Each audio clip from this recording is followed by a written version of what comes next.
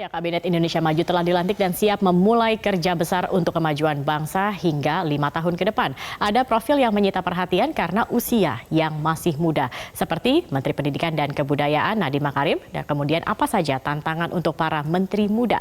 Berikut kami akan paparkan informasi selengkapnya dalam data bicara. Kita akan lihat dulu sebenarnya bagaimana komposisi dari usia untuk para menteri Kabinet Indonesia Maju ini. Ternyata ada 2 orang yang usianya 70 tahun atau di atas 70 tahun, kemudian di usia 60 atau lebih ini ada sekitar 15 orang. Untuk usia 50 ke atas ini ada 15 orang, dan untuk usia 40 tahun ke atas ada 5 orang, dan yang termuda adalah usia 30 tahun ke atas, ya ini ada 1 orang. Siapa sajakah menteri-menteri muda? Kita akan kategorikan muda di sini adalah di bawah 50 tahun begitu ya, 30 dan 40. Kita akan lihat menteri paling muda di Kabinet Indonesia Maju ini adalah Nadiem Makarim yang menjabat sebagai Menteri Pendidikan dan Kebudayaan. Ia lahir pada tanggal 4 Juli 1984 atau usianya saat ini adalah 35 tahun. Dan selain Nadiem juga ada menteri yang berada di usia 40 tahunan. Kita akan lihat di sini ada 5. Yang pertama adalah Kepala Badan Koordinasi dan Penanaman Modal atau BKPM, Bahlil Lahadalia. Ia lahir di tanggal 7 Agustus 1976 atau usianya ini adalah 43 tahun. Kemudian juga ada Wisnutama Kusubandio, ia ini berusia 43 tahun dan saat ini menjabat sebagai Menteri Pariwisata dan Ekonomi Kreatif. Selain 2 ini juga ada nama lain seperti Edi Prabowo yang berusia 47 tahun.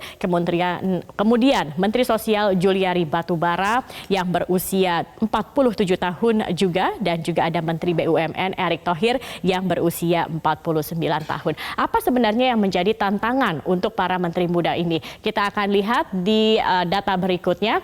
Tantangan untuk menteri muda di Kabinet Indonesia Maju ini ada faktor internal dan eksternal. Untuk faktor tantangan internal ini sendiri adalah bagaimana kemudian mereka dapat menyampaikan tugas-tugas dan juga pekerjaan mereka kepada birokrat yang mungkin usianya akan berada jauh di atas mereka. Bagaimana mereka bisa bersinergi dengan mereka-mereka yang sudah lama di sana, yang pengalamannya mungkin jauh lebih banyak dan lebih panjang begitu dibandingkan dengan para menteri muda ini. Kemudian untuk tantangan eksternalnya itu sendiri, kita akan lihat yaitu bagaimana membangun jaringan yang luas termasuk dengan parlemen, kementerian atau lembaga lainnya dan juga stakeholder lainnya. Inilah yang menjadi tantangan bagi para Kabinet Indonesia Maju, khususnya bagi mereka yang dikategorikan menteri muda begitu. Apakah mereka bisa bersinergi, bisa melakukan hubungan yang harmonis begitu dengan birokrasi yang sudah cukup lama berada di sana? Rekan saya Kevin Egan akan membahasnya lebih lanjut terkait hal ini. Silahkan, Egan. Ya, Zaki, terima kasih atas data-datanya dalam Fakta Bicara. Pemirsa, ada sejumlah menteri yang bisa dibilang berusia muda masuk dalam jajaran Kabinet Indonesia Maju yang siap membantu mewujudkan visi dan misi Presiden Joko Widodo dan Wakil Presiden Kiai Haji Ma'ruf Amin. Bahkan satu di antaranya yakni Menteri Pendidikan dan Kebudayaan Nadiem Makarim masih berusia 35 tahun. Namun akan mampukah para menteri muda tersebut beradaptasi dengan pola birokrasi di lembaga, apalagi rata-rata para menteri muda ini memiliki latar belakang profesional. Untuk membahasnya telah hadir bersama saya di studio ada pengamat kebijakan publik Agus Pambagio. Mas Agus, selamat pagi. Terima kasih sudah bersama kami di Metro Pagi Prime Time. Mas Agus, tantangan dari menteri muda Kabinet Indonesia Maju itu apa? Yang paling besar itu apa? Yang paling besar adalah, apalagi dia dari swasta ya, adalah penyesuaiannya ke dalam. Karena sistem birokrasi ini kan sudah mengakar puluhan tahun di kita. Nah, saya sudah selalu katakan bahwa menteri siapapun dia harus punya integritas 1, 2 punya leadership, 3 itu dia quick learner, jadi cepat belajar. Yang terakhir itu sudah kenyang. Jadi dia sudah tidak mikir proyek saya dapat berapa, nanti segala macam itu enggak. Jadi dia hanya konsentrasi bekerja. Nah, sekarang ini Presiden memang ambil risiko sangat besar dengan memasukkan tadi anak-anak muda, ya itu baik. Saya sih oke saja. Persoalannya adalah seberapa cepat menteri-menteri baru yang muda ini bisa belajar, karena birokrasi itu penuh tricky sekali di dalamnya. Ya, kalau dia tidak belajar, dia akan dibohongi oleh anak buahnya. Oke, itu yang saya khawatir. Mas Agus, tapi kan cocok dong kalau muda ini kan, kalau muda identiknya dengan senang dengan perubahan. Oh cocok. Makanya saya tadi katakan bahwa ini resiko ada di presiden. Karena kan presiden melihat birokrasi yang panjang begini, memperlambat izin dan sebagainya, korupsi dan sebagainya. Dia mau ngambil terobosan. Di pidatonya kan jelas. Itu yang saya agak khawatir adalah ketika dia mau menghapus eselon 3 dan 4. Itu di daerah bisa, saya sudah dapat telepon banyak sekali dari teman-teman di daerah, itu mereka resah gitu. Gimana caranya? Kan saya masuk fungsional. Udah fungsional itu apakah karirnya masih jalan di struktural gitu. Itu pertanyaan besar yang harus dijawab oleh presiden. Nah, kembali lagi pada muda ini, itu bagus karena presiden mau menerobos pakem yang sudah ada. Kita tahu pendidikan kita kan parah maksudnya. Sudah profesor banyak sekali, semuanya hampir semua mungkin menteri pendidikannya profesor. Dan ya guru besar, ya kan? Tetapi tidak pernah maju-maju di pendidikan kita, kecuali ribut di budget, di kurikulum, di budget gitu. Nah, saya pikir ini pasti presiden mau mengambil terobosan dengan risiko tentu akan dipegang. Nah, anak-anak Nadiem muda dianggap dia mampu membesarkan Gojek dan sampai sekarang menjadi perusahaan yang value-nya tinggi sekali. Mungkin itu yang dimaksud. Kita lihat saja dalam kan pidatonya kemarin Mendikbudnya juga bilang, Mendikbud bahwa saya 100 hari mau belajar. Saya akan undang seluruh profesor seluruh ahli pendidikan. Ya, kita lihat. Saya belum bisa menilai dia bahwa enggak. Dia sukses di swasta, tapi di birokrasi belum tentu. Tapi ini berlaku juga nggak dengan kementerian yang lain yang juga berlaku sama. Oleh menteri yang muda? Sama.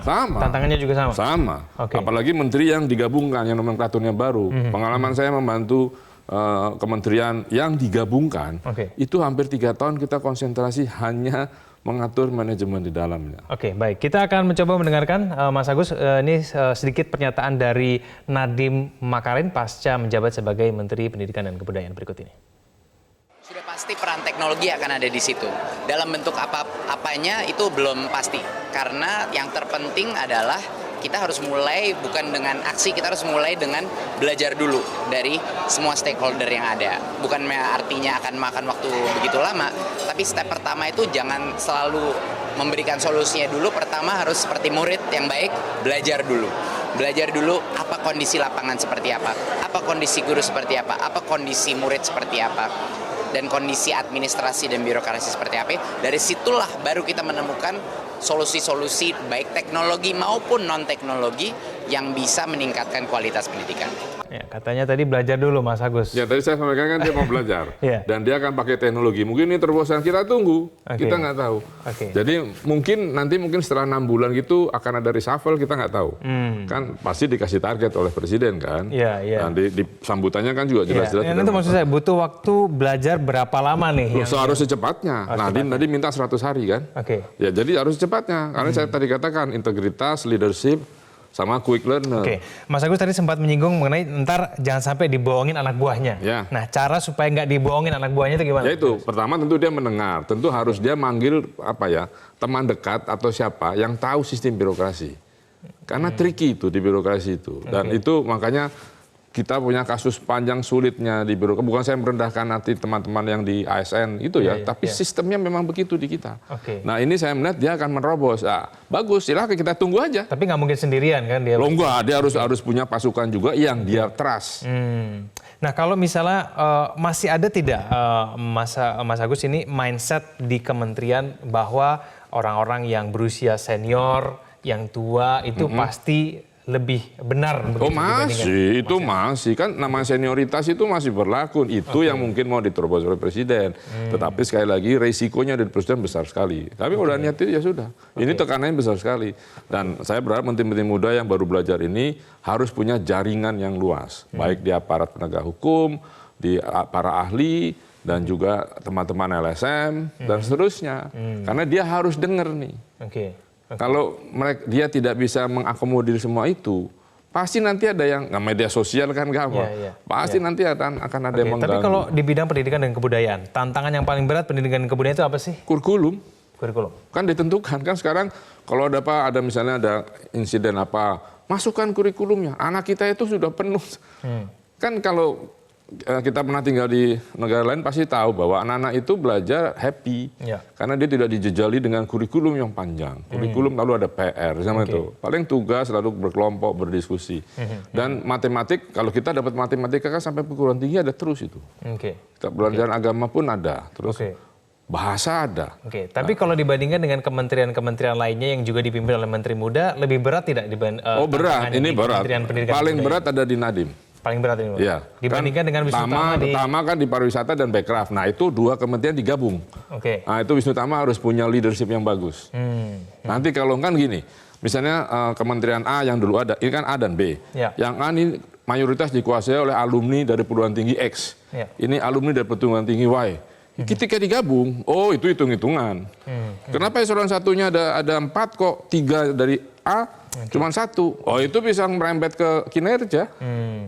Baik. Tapi bisa tidak kalau misalnya untuk menciptakan sistem yang baru, begitu kemudian menteri-menteri muda ini menempatkan orang-orang di kementeriannya yang bisa. Tidak sesuai? Kan ada pos untuk tenaga ahli, ada pos untuk staf khusus. Itu harus orang-orang yang benar-benar mati hidupnya sama menterinya. Karena kan diserang itu. Berarti dengan kata lain, dalam tanda kutip, ini menyingkirkan orang-orang yang senior. Iya bisa, sangat bisa. Karena menteri itu bisa bawa temannya. Yang bukan ASN pun bisa. Berarti butuh keberanian untuk kemudian... Ya itu, saya katakan tadi ada leadership, jadi dia bagaimana memanage dinamika di dalamnya. Karena dari dulu bilang, loh dia itu sekolahnya apa? Saya ini profesor, emeritus lagi misalnya. Kok saya diperintah dia? Nggak mau saya. Nah perlawanannya itu bermacam-macam dan itu aneh-aneh. Makanya saya bercanda dengan salah satu menteri yang baru diangkat kemarin, saya bilang gini loh, kalau mau jadi menteri harus kuat, punya jaringan bagus. Jaringan itu bisa jaringan teknis, jaringan spiritualnya juga. Ini Indonesia ini. Ya believe it or not, itu percaya. Kalau tanda tangan tidak boleh menghadap ke sana, harus menghadap sana. Itu ada, jangan hari ini, kan gabung weton dan sebagainya. Baik. Kalau tadi kita sudah mendengarkan pernyataan dari Nadiem Makarim, kita akan dengarkan dulu pernyataan dari Bahlil Lahadalia, Kepala BKPM yang baru. Di dalam nomenklatur yang baru itu kan adalah investasi dan BKPM. Nah sudah barang tentu pekerjaannya nanti ruang lingkupnya, saya aja belum terima nih job listnya. Saya ke kantor dulu, saya cek dulu. Habis itu baru saya kasih ini ya, pendapat ya. Karena saya harus cek dulu.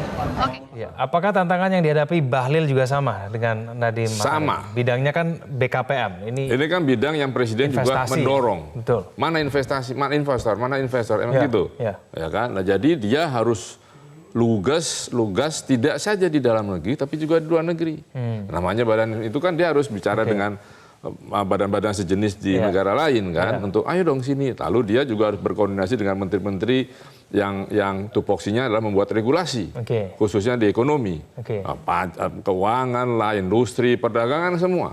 Nah, tapi kan backgroundnya lebih cocok kayaknya. Ini kan dia kan dulu sempat jadi ketua HIPMI, pengusaha juga. Betul, ya tapi kan? Sekali lagi dia swasta. Meskipun dia ada pengalaman sebagai vendornya kementerian, tapi kan vendor.